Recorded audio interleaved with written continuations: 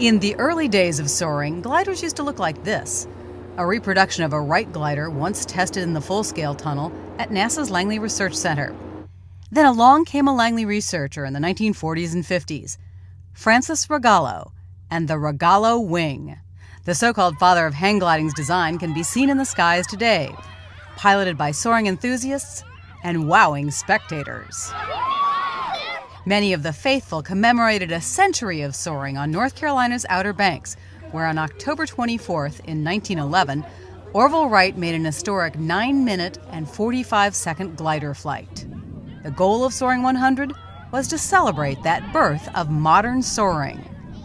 At the Wright Brothers Memorial, NASA Langley technicians demonstrated how the science of flight has changed. One of the things on the Harrier is that the vectored engines, they would turn them, the same thing as the Osprey, is they would turn the engines and vector the thrusting to give it this takeoff and landing. And it's doing the same thing with this, you know, it turns and varies its thrust as it does on the Osprey also.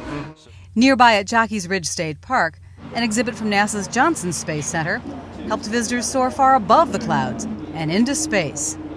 They even had a chance to feel a piece of the moon. You know, you touch the Earth rocks all the time and you don't think much about it. And then you touch something that comes from outer space. That's pretty neat. Another Soaring 100 attraction that participants found pretty neat?